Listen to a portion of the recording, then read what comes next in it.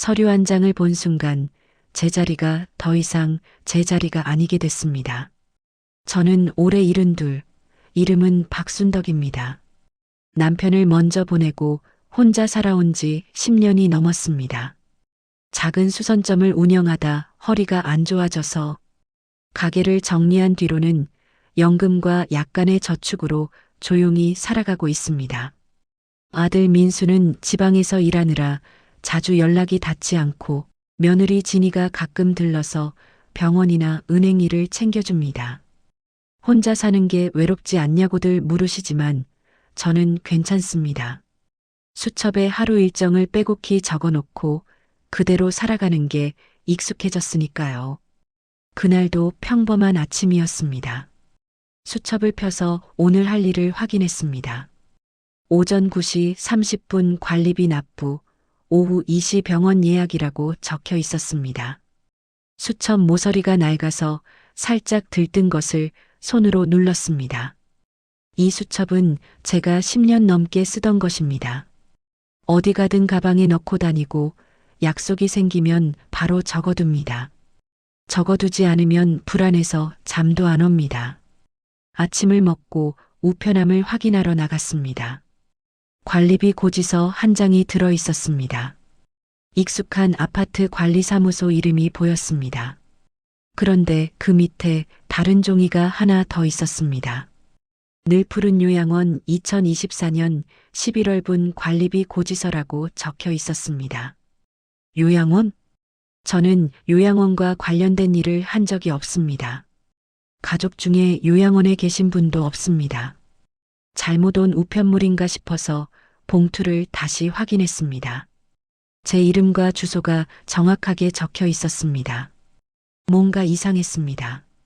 하지만 그냥 실수겠거니 생각하고 고지서를 서랍에 넣어뒀습니다. 진이가 오면 한번 물어보면 되겠다 싶었습니다. 진이는 이런 일을 잘 처리해줬으니까요. 오후에 병원에 다녀왔습니다. 허리 통증 때문에 정기적으로 물리치료를 받고 있습니다. 병원에서 돌아오니 오후 4시쯤 됐습니다. 현관문을 열고 들어서는데 진이가 부엌에서 차를 끓이고 있었습니다. 어머니 다녀오셨어요? 진이가 밝게 웃으며 인사했습니다. 그래, 왔다. 언제 왔니? 조금 전에요. 어머니 좋아하시는 쌍화차 끓였어요. 진이는 항상 이렇게 살갑게 대해줬습니다. 결혼한 지 5년이 넘었는데 한 번도 불편한 내색을 한 적이 없습니다.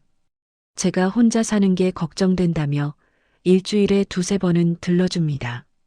고마운 며느리입니다. 진이야, 그런데 이거 좀 봐봐. 저는 서랍에서 늘푸른 요양원 고지서를 꺼내 보여줬습니다. 이게 우편함에 들어 있었는데 우리 집이랑 상관없는 거 아니니? 잘못 온 것 같아서. 진이가 고지서를 받아들었습니다. 그런데 표정이 약간 굳는 게 보였습니다. 눈동자가 고지서 위를 빠르게 훑었습니다. 금방 웃음을 지었지만 뭔가 어색했습니다.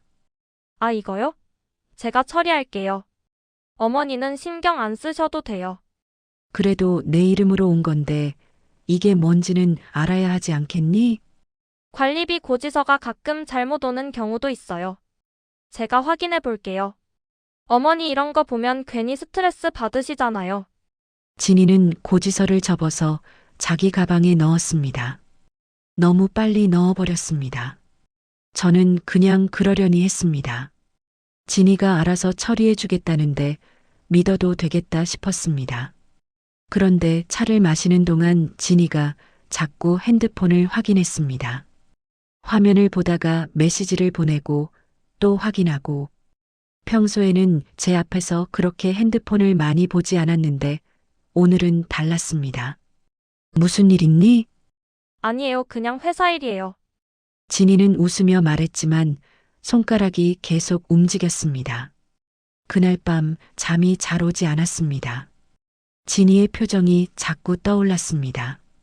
고지서를 보고 굳었던 얼굴, 그리고 너무 빨리 가방에 넣어버린 모습. 왜 그랬을까? 다음 날 아침 우편함을 확인했습니다. 청구서 한 장이 또 와 있었습니다. 이번엔 늘 푸른 요양원 전기료 납부 안내였습니다. 제 이름으로 온 게 분명했습니다. 어제 진이가 가져간 고지서와 같은 곳이었습니다. 가슴이 답답해졌습니다. 저는 청구서를 들고 집 안으로 들어왔습니다. 서랍을 열어 어제 봤던 관리비 고지서를 다시 찾으려 했지만 없었습니다. 진이가 가져갔으니까요.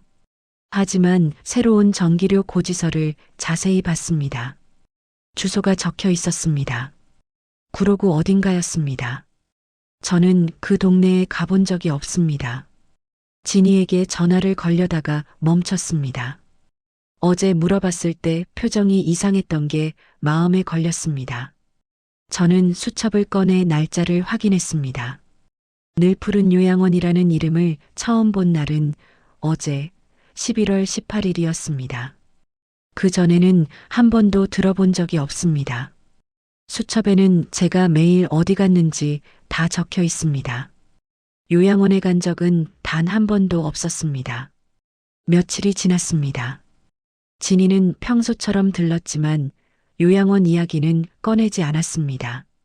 저도 물어보지 않았습니다. 그냥 넘어가고 싶었습니다. 혹시 정말 실수로 온 거라면 괜히 복잡하게 만들 필요가 없다고 생각했습니다. 하지만 마음 한구석이 계속 불편했습니다. 진이가 올 때마다 우편함을 먼저 확인하는 모습이 보였습니다. 예전에는 그러지 않았는데 요즘은 집에 들어오기 전에 우편함을 열어보고 들어왔습니다. 무언가를 찾는 것 같았습니다. 그러던 어느 날 진이가 다녀간 뒤 우편함을 확인했습니다. 아무것도 없었습니다. 그런데 우편함 바닥에 찢어진 종이 조각 하나가 남아 있었습니다. 늘 푸른이라는 글자가 보였습니다. 누군가 우편물을 찢어서 가져간 것 같았습니다. 등골이 서늘해졌습니다. 며칠 뒤 낯선 번호로 전화가 왔습니다. 여보세요. 박순덕 어르신 맞으십니까? 남자 목소리였습니다. 또박또박하고 차가운 목소리였습니다. 네, 그런데요. 구로구청 사회복지과입니다. 늘 푸른 요양원 관련해서 확인할 사항이 있어서 연락드렸습니다. 늘 푸른 요양원. 또 그 이름이었습니다. 저는 그 요양원이랑 상관이 없는데요. 서류상으로는 어르신께서 늘 푸른 요양원의 시설 대표자로 등록되어 계십니다. 뭐라고요? 목소리가 떨렸습니다. 시설 대표자가 뭡니까? 저는 요양원을 운영한 적이 없어요. 일단 방문하셔서 확인하시는 게 좋겠습니다. 현재 해당 시설에서 안전사고가 발생했고 보호자 측에서 민원을 제기한 상태입니다. 안전사고요? 네. 입소자 한 분이 야간에 낙상사고를 당하셨고 현재 중환자실에 계십니다. 관리 책임 문제로 조사가 진행 중입니다. 저는 정말 아무것도 모르는데요. 서류상 책임자가 어르신으로 되어 있어서 일단 출석 요청을 드립니다. 12월 2일 오전 10시까지 구청으로 방문해 주시기 바랍니다. 협조하지 않으시면 법적 조치가 취해질 수 있습니다. 법적 조치요? 네. 자세한 사항은 출석하셔서 확인하시기 바랍니다. 전화가 끊겼습니다. 손이 떨렸습니다. 핸드폰을 내려놓고 소파에 앉았습니다. 출석, 조사, 법적 조치, 그 단어들이 머릿속에서 맴돌았습니다. 저는 평생 경찰서나 관공서 조사를 받아본 적이 없습니다. 남편이 살아있을 때도 혼자 살게 된 뒤에도 단 한 번도 없었습니다. 젊었을 때 남편이 사업자 등록 문제로 세무서에 불려간 적이 있었습니다. 그날 남편은 오전에 나가서 저녁 늦게 돌아왔습니다. 얼굴이 하얗게 질려서 말도 제대로 못했습니다. 괜찮아, 오해였어? 다 해결됐어? 그렇게 말했지만 그날 밤 남편은 잠을 이루지 못했습니다. 저는 그때 생각했습니다. 관공서에 불려간다는 것, 조사를 받는다는 것, 그게 얼마나 무서운 일인지. 지금 그 일이 제게 닥쳤습니다. 70이 넘은 나이에 아무것도 모르는 상태로 시설 대표자, 안전사고, 책임자, 법적 조치. 이게 무슨 말입니까? 저는 수첩을 꺼내 펼쳤습니다. 지난 1년 동안의 기록을 하나하나 넘겨봤습니다. 늘 푸른 요양원이라는 단어는 단 한 번도 없었습니다. 제가 요양원에 간 적도 누구를 만난 적도 없었습니다. 그런데 서류상으로는 제가 대표자라고 했습니다. 이 수첩은 제 인생 전부였습니다. 남편이 돌아가신 뒤 혼자 살면서 가장 먼저 한 일이 이 수첩을 사는 것이었습니다. 매일 아침 일어나면 오늘 할 일을 적었습니다. 병원 예약, 관리비 납부, 장 보러 가는 시간까지 하나도 빠뜨리지 않고 적었습니다. 적어두지 않으면 불안했습니다. 혼자 사는 노인이 길을 잃거나 약속을 잊거나 돈을 잘못 쓰는 이야기를 많이 들었습니다. 저는 그렇게 되고 싶지 않았습니다. 그래서 모든 걸 기록했습니다. 이 수첩이 있으면 제 하루가 증명됐습니다. 제가 어디 갔고 무엇을 했는지 누구도 부정할 수 없는 기록이었습니다. 그런데 지금 이 기록에도 없는 일로 제가 책임자가 됐다고 합니다. 제 수첩에는 없는 장소, 제 수첩에는 없는 시간, 제 수첩에는 없는 사람들. 그런데 왜 제 이름이 거기 있습니까? 무릎에 힘이 풀렸습니다. 책임자라는 말이 계속 맴돌았습니다. 누군가 다쳤다고 했습니다. 중환자실에 있다고 했습니다. 그 책임이 저한테 있다고 했습니다. 저는 아무것도 하지 않았습니다. 진이에게 전화를 걸었습니다. 신호음이 길게 울렸습니다. 받지 않았습니다. 한 번 더 걸었습니다. 여전히 받지 않았습니다. 가슴이 철렁 내려앉았습니다. 진이는 항상 제 전화를 바로 받았습니다. 지금까지 한 번도 안 받은 적이 없었습니다. 왜 지금 안 받는 겁니까?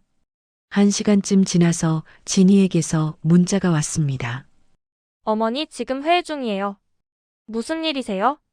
저는 전화를 다시 걸었습니다. 이번엔 받았습니다. 어머니 무슨 일이세요? 지금 좀 바빠서요. 진이야, 구청에서 전화 왔어. 늘 푸른 요양원 때문에. 진이가 잠시 말이 없었습니다. 숨소리만 들렸습니다. 어머니 그거 오해예요. 오해가 뭐니? 나보고 시설 대표자래. 사고가 났다고 하더라. 넌 이거 알고 있었니?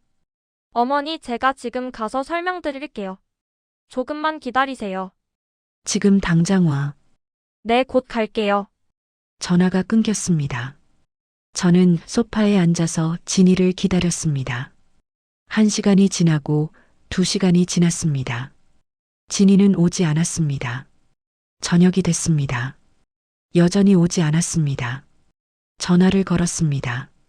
받지 않았습니다. 밤이 됐습니다. 창밖이 어두워졌습니다. 저는 불을 켜지 않고 그냥 앉아 있었습니다. 왜 안 오는 겁니까? 왜 전화를 안 받는 겁니까? 다음 날 아침 문자가 한 통 왔습니다. 아들 민수였습니다. 엄마, 잠깐 통화 가능해? 민수는 평소에 거의 연락이 없는 아들입니다. 몇 달에 한 번 안부 전화를 할까 말까 합니다.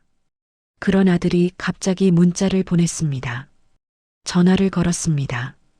민수야. 엄마, 혹시 구청에서 연락 왔어? 민수의 목소리가 조급했습니다. 어떻게 알았니? 엄마, 그거 아무 말도 하지 마. 알겠지? 진이가 다 알아서 처리할 거야. 무슨 소리니? 너 지금 무슨 일인지 알고 있는 거니? 엄마, 나중에 얘기할게. 지금은 아무 말도 하지 마. 구청 가지도 마. 민수야, 너 도대체 뭘 알고 있는 거니? 엄마, 제발 아무 말도 하지 마. 진이 말 들어. 전화가 끊겼습니다. 저는 그 자리에 멍하니 서 있었습니다. 아들도 알고 있었습니다. 며느리도 아들도 모두 알고 있었는데 저만 몰랐습니다. 그날 밤 저는 한숨도 자지 못했습니다. 제 이름으로 뭔가가 진행되고 있었습니다. 제가 모르는 사이에 제가 허락하지 않은 일이, 그리고 그 일로 인해 누군가 다쳤다고 했습니다. 책임자는 저라고 했습니다. 저는 수첩을 펼쳐 12월 2일을 찾았습니다. 출석 날짜였습니다. 빈 페이지였습니다. 제가 그날 어디 가기로 한 약속은 없었습니다. 하지만 이제는 가야 할 곳이 생겼습니다. 구청, 조사. 저는 수첩에 또박또박 적었습니다. 12월 2일 오전 10시 구로구청 사회복지과. 펜을 놓고 수첩을 덮었습니다. 손이 떨렸습니다. 저는 아무것도 하지 않았습니다. 그런데 왜 저입니까? 12월 2일 아침이 밝았습니다. 저는 새벽부터 깨어 있었습니다. 잠을 잘 수가 없었습니다. 구청에 가야 한다는 생각만 머릿속을 맴돌았습니다. 아침 8시 옷을 입고 가방을 챙겼습니다. 수첩을 넣었습니다. 신분증을 넣었습니다. 손이 떨렸지만 꾹 참았습니다. 9시 30분 집을 나섰습니다. 구청까지는 지하철로 30분 거리였습니다. 평소 같으면 택시를 탔겠지만 오늘은 시간을 천천히 보내고 싶었습니다. 도착하는 게 두려웠습니다. 구로구청 사회복지과는 2층에 있었습니다. 계단을 올라가는데 다리에 힘이 없었습니다. 복도 끝에 사회복지과라고 적힌 문패가 보였습니다. 문을 열고 들어갔습니다. 박순덕 어르신 맞으십니까? 젊은 남자 직원이 저를 확인했습니다. 전화했던 그 목소리였습니다. 네, 맞습니다. 이쪽으로 앉으세요. 작은 상담실로 안내받았습니다.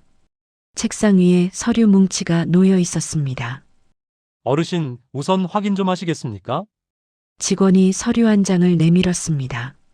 소규모 요양시설 대표자 등록 신청서라고 적혀 있었습니다. 제 이름이 선명하게 인쇄돼 있었습니다. 주소도 제 주소였습니다. 그런데 아래쪽에 서명이 있었습니다. 이 서명, 어르신께서 직접 하신 거 맞으십니까? 서명을 자세히 봤습니다. 박순덕이라고 적혀 있었습니다. 하지만 제 필체가 아니었습니다. 저는 순자를 쓸 때 획을 둥글게 쓰는 습관이 있습니다. 그런데 이 서명은 각졌습니다. 이건 제가 쓴 게 아닙니다. 그럼 누가 썼습니까? 모르겠습니다. 저는 이런 서류를 본 적도 없습니다. 직원이 다른 서류를 꺼냈습니다. 시설 운영 계획서, 보험 가입 확인서, 건물 임대 계약서, 모든 서류에 제 이름이 있었습니다. 모든 서류에 제 것이 아닌 서명이 있었습니다. 어르신, 이 서류들은 작년 5월에 제출된 겁니다. 그때 어르신께서 직접 구청에 방문하신 기록도 있습니다. 제가 구청에 온 적 없습니다. CCTV 기록이 있습니다. 확인하시겠습니까? 직원이 노트북을 돌려서 보여줬습니다. 화면에 구청 민원실이 보였습니다. 여자 한 명이 창구 앞에 서 있었습니다. 뒷모습이었지만 옷차림이 익숙했습니다. 화면이 바뀌었습니다. 정면 화면이었습니다. 제 얼굴이 아니었습니다. 하지만 나이는 비슷해 보였습니다. 머리 모양도 저와 비슷했습니다. 이 사람이 어르신 아니십니까? 아닙니다. 저 아닙니다. 가슴이 철렁했습니다. 누군가 저인 척하고 구청에 왔다는 뜻이었습니다. 어르신, 그럼 신분증 도용 가능성도 있겠네요. 경찰 조사가 필요할 것 같습니다. 경찰 조사요? 네. 일단 지금은 사고 경위부터 설명드리겠습니다. 직원이 또 다른 서류를 꺼냈습니다. 사고 보고서였습니다. 늘푸른 요양원은 구로구 신도림동에 위치한 소규모 시설입니다. 입소자 8명이 계셨고 지난 11월 15일 새벽 2시경 입소자 한 분이 화장실 가다가 복도에서 낙상하셨습니다. 제 손이 떨렸습니다. 당시 야간 근무자가 없었고 CCTV도 작동하지 않았습니다. 환자분은 새벽 5시에 발견됐고 현재 중환자실에 계십니다. 보호자 측에서 관리 책임을 물어 민원을 제기했습니다. 저는 그 시설을 운영한 적이 없습니다. 가본 적도 없습니다. 서류상으로는 어르신이 시설 대표자이고 관리 책임이 어르신께 있습니다. 눈앞이 캄캄해졌습니다. 숨이 막혔습니다. 제가 정말 몰랐던 일인데 어떻게 책임을 지라는 겁니까? 그건 경찰 조사와 법원 판단 사항입니다. 저희는 일단 행정 절차를 진행해야 합니다. 행정 절차가 뭡니까? 시설 폐쇄 명령과 과태료 부과입니다. 그리고 형사 고발도 검토 중입니다. 형사 고발이요? 업무상 과실치상죄가 적용될 수 있습니다. 업무상 과실치상. 그 단어가 귓가를 때렸습니다. 직원은 출석 확인서와 소명 안내문을 제 손에 쥐어줬습니다. 오늘 들으신 내용은 예고일 뿐이고 다음 절차는 경찰과 함께 갈 수도 있습니다. 그 말이 마지막까지 따라붙었습니다. 구청을 나왔습니다. 다리에 힘이 없었습니다. 벤치에 앉아서 한참을 그냥 있었습니다. 누군가 제 이름을 도용했습니다.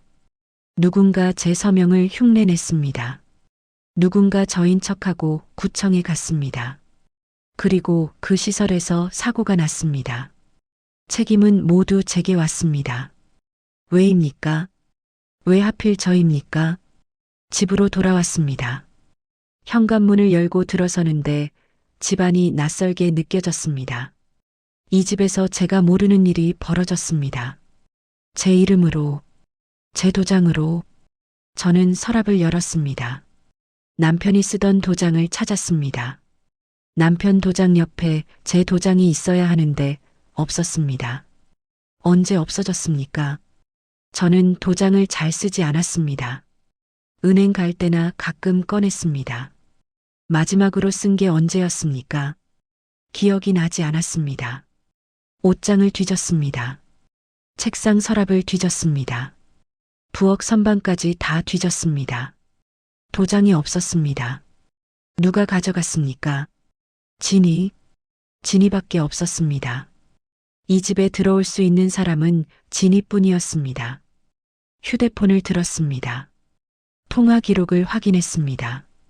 진이와 통화한 기록이 많았습니다. 그런데 낯선 번호가 보였습니다.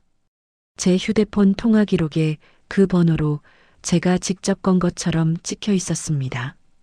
3번이나. 저는 그 번호에 전화를 건 적이 없었습니다.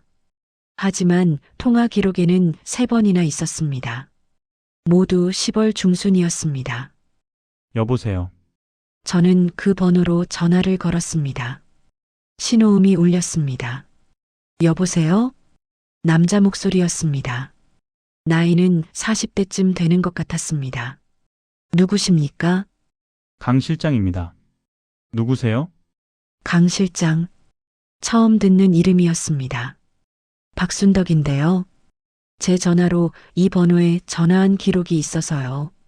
아, 박순덕 어르신. 그 사람이 제 이름을 알고 있었습니다. 어르신, 무슨 일이세요? 진희 씨가 연락하신 거 아니고요?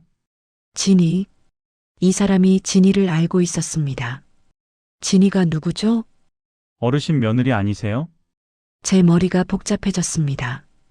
당신은 누구고 우리 며느리랑 무슨 관계십니까? 어르신, 지금 무슨 말씀하시는 거예요? 저는 늘 푸른 요양원 운영 대행하는 사람입니다. 늘 푸른 요양원. 당신이 그 요양원을 운영했습니까? 잠깐의 침묵이 흘렀습니다. 그가 조심스럽게 물었습니다. 진희 씨가 뭐라고 하던가요? 그 순간 확신이 들었습니다. 이 사람은 진이와 한 몸이었습니다. 진희가 어르신 명의로 시설 등록할 때 제가 도와드린 사람입니다. 전화를 끊었습니다. 손이 떨렸습니다. 진이가 제 명의로 시설을 등록했습니다. 강 실장이라는 사람이 도왔습니다. 그리고 그 시설에서 사고가 났습니다. 이건 실수가 아니었습니다. 계획이었습니다. 저는 수첩을 꺼내 펼쳤습니다. 10월 중순, 강 실장과 통화했다는 날짜를 확인했습니다. 10월 12일 병원, 10월 15일 집, 10월 18일 마트. 저는 그날들의 집을 비웠거나 집에 있었습니다. 전화를 받을 수 있는 상황이었습니다. 하지만 저는 그 전화를 받은 기억이 없습니다. 누가 제 핸드폰으로 전화를 걸었습니까? 진이가 제 핸드폰을 자주 만졌습니다. 어머니 스팸 문자 삭제해 드릴게요. 어머니 업데이트 좀 해드릴게요. 그렇게 말하며 제 핸드폰을 가져갔습니다. 그때 전화를 걸었습니까? 제 명의로, 제 목소리를 흉내내며, 아니면 문득 생각이 들었습니다. 구청 CCTV에 나온 여자, 제가 아닌 여자, 저와 비슷한 나이, 비슷한 옷차림. 진이가 변장을 했습니까? 아니면 다른 사람을 시켰습니까? 저는 옛날 우편물을 찾아봤습니다. 서랍 깊은 곳에 보관해둔 고지서들이 있었습니다. 하나하나 펼쳐봤습니다. 작년 5월, 늘푸른 요양원 등록 신청이 접수된 달. 그 달의 우편물을 찾았습니다. 택배 수령증이 하나 있었습니다. 서명란에 제 이름이 적혀 있었습니다. 하지만 필체가 달랐습니다. 구청 서류에 있던 서명과 똑같았습니다. 누가 택배를 대신 받고 제 이름을 썼습니까? 진이었습니까? 경찰서로 뛰어가야 맞는데 다리가 떨어지지 않았습니다. 제 이름이 죄가 된 느낌이 너무 무서웠습니다. 하지만 저는 더 이상 참을 수 없었습니다. 진이에게 전화를 걸었습니다. 받지 않았습니다. 다시 걸었습니다. 여전히 받지 않았습니다. 문자를 보냈습니다. 당장 와. 안 오면 경찰 부른다. 10분 뒤 진이에게서 전화가 왔습니다. 어머니 왜 그러세요? 너 지금 어디니? 회사에요. 당장 와. 할 말이 있어. 어머니 무슨 일 있으세요? 늘푸른 요양원. 강 실장. 이거 다 내가 한 거지? 진이가 말이 없었습니다. 숨소리만 들렸습니다. 어머니 제가 지금 갈게요. 조금만 기다리세요. 몇 시에 온다는 거니? 1시간 안에 갈게요. 전화가 끊겼습니다. 저는 소파에 앉아서 기다렸습니다. 시계를 봤습니다. 오후 3시였습니다. 1시간이 지났습니다. 진이는 오지 않았습니다. 다시 전화를 걸었습니다. 받지 않았습니다. 또 1시간이 지났습니다. 여전히 오지 않았습니다. 저녁 6시가 넘었습니다. 진이는 나타나지 않았습니다. 저는 민수에게 전화를 걸었습니다. 엄마 왜? 민수야, 너 진이 어디 있는지 아니? 모르는데. 무슨 일 있어? 진이가 큰일을 저질렀어. 엄마 이름으로 요양원을 등록했어. 거기서 사고가 났고 지금 엄마한테 책임을 물으려고 해. 민수가 한참 말이 없었습니다. 민수야, 너 이거 알고 있었니? 엄마, 나도 잘 모르겠어. 모르긴 뭘 몰라. 너도 알고 있었잖아. 구청에서 연락 왔을 때 너도 알고 있었어. 엄마, 나는 진이한테 들은 것뿐이야. 뭘 들었는데? 진이가 그랬어. 엄마를 좀 도와드리려고 시설에 투자했다고. 수익이 나면 엄마한테 드릴 거라고. 투자? 응. 근데 사고가 났다고 하더라. 그래서 좀 복잡해졌다고. 민수야, 그게 투자가 아니야. 사기야. 엄마 명의를 도용해서 시설을 운영한 거야. 지금 엄마가 책임자로 되어 있어. 뭐? 민수의 목소리가 높아졌습니다. 엄마, 그게 무슨 말이야? 너도 속은 거야. 진이한테. 민수가 거칠게 숨을 내쉬었습니다. 엄마, 잠깐만. 전화가 끊어질 듯 말 듯 했습니다. 뭔가 소리가 들렸습니다. 진이 목소리였습니다. 여보 전화 끊어. 진이야, 이게 무슨 짓이야? 내가 설명할게. 일단 전화 끊어. 엄마, 나 지금 진이 만났어. 얘기 좀 하고 다시 전화할게. 전화가 끊겼습니다. 저는 핸드폰을 꽉 쥐었습니다. 민수도 모르고 있었습니다. 진이가 민수한테도 거짓말을 했습니다. 1시간쯤 지나서 민수에게서 전화가 왔습니다. 엄마, 민수의 목소리가 가라앉아 있었습니다. 진이 말 들었어. 진이가 잘못했대. 근데 엄마, 이거 진이 혼자 한 게 아니야. 무슨 소리니? 강 실장이라는 사람이 진이한테 제안했대. 노인 명의로 시설 등록하면 수익 나눠준다고. 진이가 그 말 믿고 엄마 명의를 빌려줬대. 빌려줬다고? 내가 허락한 적 없어. 엄마, 나도 알아. 근데 진이 말이 강 실장이 이제 도망갈 것 같대. 증거를 다 없앨 거래. 그럼 어떻게 해야 하는데? 엄마, 일단 경찰한테 신고하지 마. 그러면 진이도 같이 잡혀가.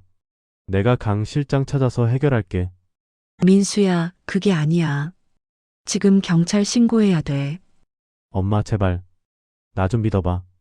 일주일만 시간 줘. 일주일? 응. 내가 강 실장 만나서 증거 확보할게. 그리고 엄마 명의 문제도 정리할게. 민수의 목소리가 간절했습니다. 민수야, 너 지금 뭐 하는 거니? 엄마, 나 말 못한 게 있어. 민수의 목소리가 떨렸습니다. 진이가 아니라 누군가가 그걸 잡고 흔들고 있어. 뭔데?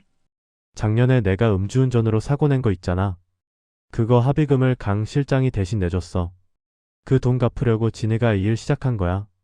제 머리가 멍해졌습니다. 그럼 너도 연루된 거니? 아니야. 나는 몰랐어. 진이가 나 몰래 한 거야.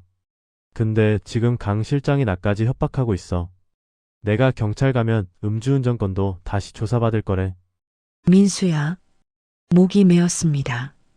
엄마, 미안해. 내가 정리할게. 조금만 기다려줘. 전화가 끊겼습니다. 저는 핸드폰을 내려놓고 고개를 떨어뜨렸습니다. 민수도 피해자였습니다. 진이가 민수의 약점을 이용했습니다. 강 실장이 그 뒤에 있었습니다. 이건 가족의 배신이 아니었습니다. 구조였습니다. 치밀하게 짜인 범죄였습니다. 저는 수첩을 펼쳤습니다. 12월 2일, 오늘 날짜에 빨간 줄을 그었습니다. 그리고 다음 페이지에 적었습니다. 강 실장 늘푸른 요양원 실제 운영자, 진이 명의 도용 실행자, 민수 약점으로 협박당함. 저는 이 사람들을 혼자 상대할 수 없습니다. 하지만 당할 수만도 없습니다. 누군가 도와줄 사람이 필요했습니다. 다음 날 아침, 저는 늘푸른 요양원으로 전화를 걸었습니다. 안내 음성이 나왔습니다. 시설은 폐쇄 조치됐다고 했습니다. 하지만 연결 가능한 번호가 하나 안내됐습니다. 행정 담당자 번호였습니다. 저는 핸드폰 화면을 열었습니다. 녹음 버튼을 찾았습니다. 손가락이 떨렸지만 녹음을 켰습니다. 이 통화는 증거가 될 수 있었습니다. 저는 그 번호로 전화를 걸었습니다. 네, 늘푸른 요양원입니다. 여자 목소리였습니다. 저는 박순덕이라고 합니다. 아, 박순덕 어르신. 그 사람도 제 이름을 알고 있었습니다. 혹시 저 좀 만날 수 있을까요? 할 말이 있어서요. 어르신 지금 시설이 폐쇄 상태인데요. 알아요. 그래도 만나고 싶습니다. 제가 대표자로 등록돼 있는데 사실 저는 아무것도 모릅니다. 여자가 잠시 망설이더니 말했습니다. 어르신 사실 저도 할 말이 있어요. 내일 오후에 시간 되세요? 됩니다. 그럼 카페에서 만나요. 위치 문자로 보내드릴게요. 고맙습니다. 전화를 끊었습니다. 저는 수첩에 적었습니다. 12월 3일 오후 2시 요양원 행정 담당자 만남. 이제 시작입니다. 혼자 당할 일이 아닙니다. 12월 3일 오후 약속 장소인 카페에 도착했습니다. 안쪽 구석 자리에 여자 한 명이 앉아 있었습니다. 30대쯤 되어 보였습니다. 박순덕 어르신이시죠?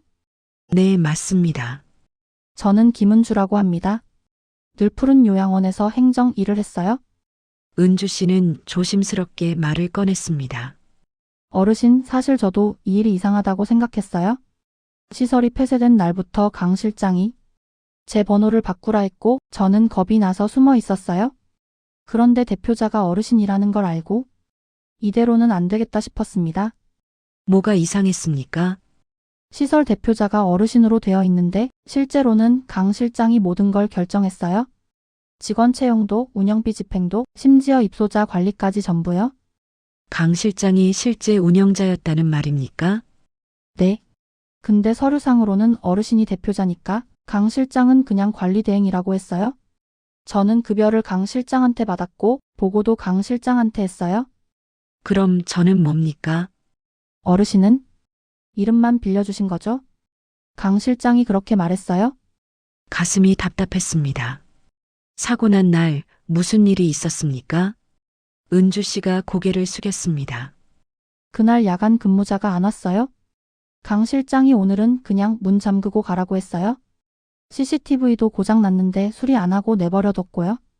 그럼 환자분이 넘어진 건 관리 부실이에요?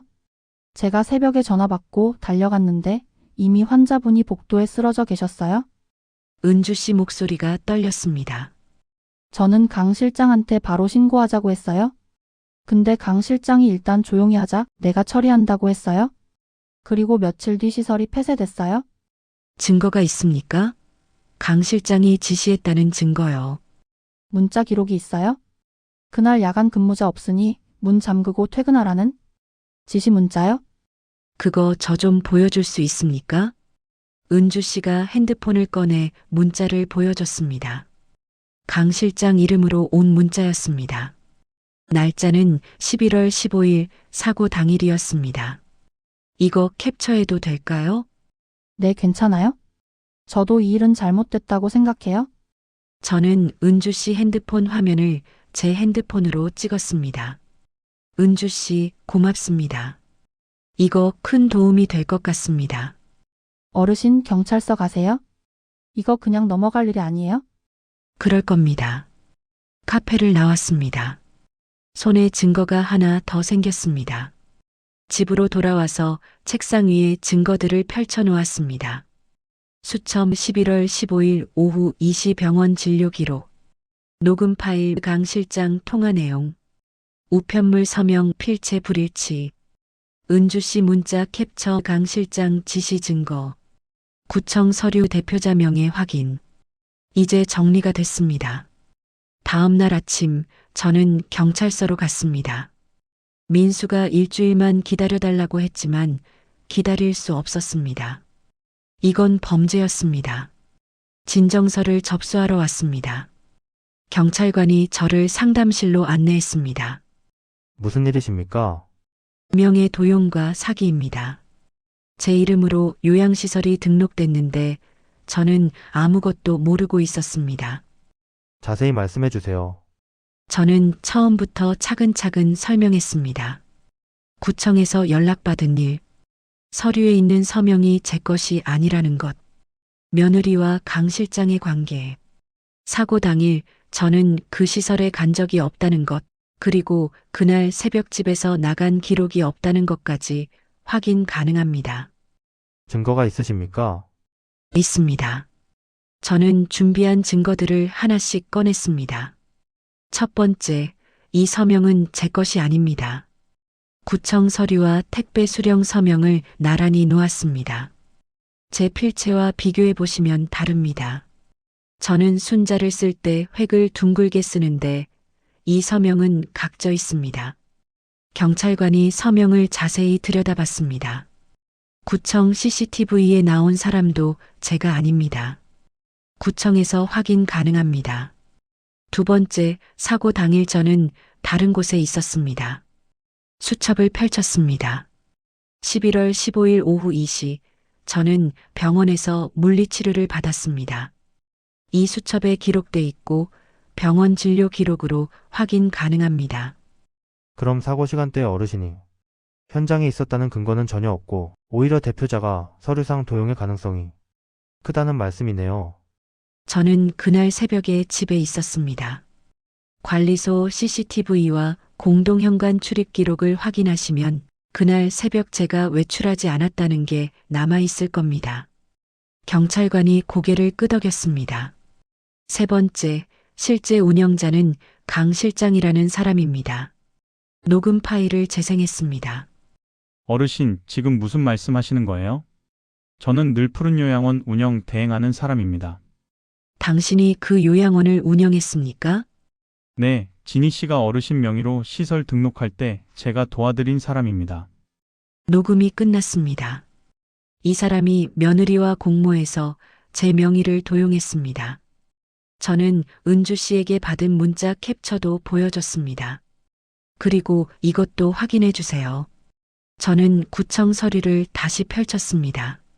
시설 등록할 때 제출된 신분증 사본을 구청에서 확인해 보시면 사진만 교체된 흔적이 있을 겁니다.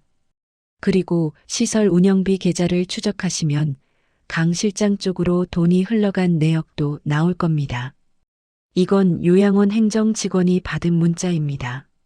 사고 당일 강 실장이 야간 근무자를 빼라고 지시한 내용입니다. 경찰관이 문자를 꼼꼼히 읽었습니다. 진술 내용과 증거가 명확하네요. 일단 진정서 접수하고 관련자들 조사 들어가겠습니다. 며느리도 조사해 주셔야 합니다. 진이라는 사람입니다.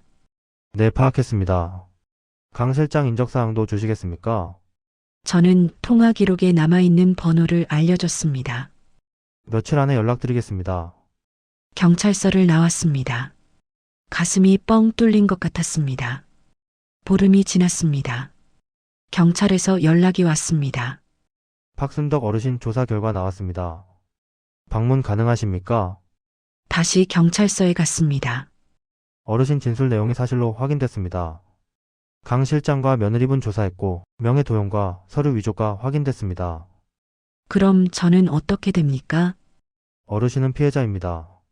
구청과 보호자 측에도 수사 결과를 통보할 예정입니다. 그리고 구청에서는 대표자 직권말소 절차를 진행할 겁니다. 어르신 명의는 완전히 정리됩니다. 감사합니다. 도주 우려가 있어 신병부터 확보했고 핵심 증거는 기소 의견으로 검찰에 송치됩니다. 그날 저녁 민수에게서 전화가 왔습니다. 엄마 경찰 조사 나왔다며. 그래. 진이가 구속됐어. 민수 목소리가 가라앉아 있었습니다. 미안해 엄마. 내가 일주일만 기다려달라고 했는데. 민수야, 너도 피해자야. 경찰한테 내 이야기도 다 했어. 고마워 엄마. 너는 이제 어떻게 할 거니? 엄마 집 근처로 이사 갈까 해.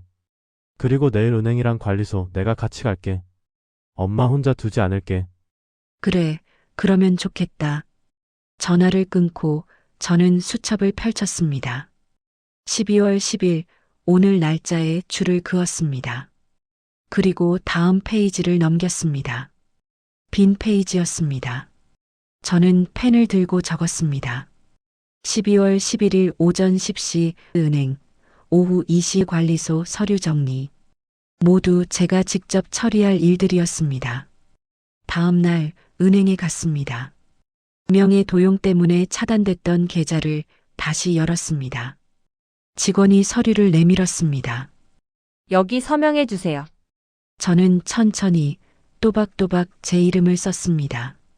박순덕. 이제 이 이름은 제 삶에만 쓰입니다. 오후에 관리소에 들렀습니다. 전기료, 관리비 고지서를 직접 받았습니다. 낯선 이름이 적힌 고지서는 없었습니다. 집으로 돌아오는 길에 은주 씨에게 전화를 걸었습니다. 은주 씨, 저 박순덕입니다. 어르신 안녕하세요? 도와주셔서 정말 고마웠습니다. 경찰 조사 끝났어요. 다행이에요? 어르신 괜찮으시죠? 네, 이제 괜찮습니다. 저도 새 일자리 구했어요. 이번엔 제대로 된 곳으로요. 잘 됐네요. 언제 한번 밥 같이 먹어요. 좋아요, 어르신. 연락드릴게요. 전화를 끊고 저는 현관문을 열었습니다. 집안이 조용했습니다. 하지만 더 이상 불안하지 않았습니다. 저는 수첩을 펼쳐 내일 일정을 적었습니다. 12월 12일 오전 9시 병원, 오후 3시 마트. 평범한 하루였습니다. 하지만 이제 이 하루는 온전히 제 것이었습니다.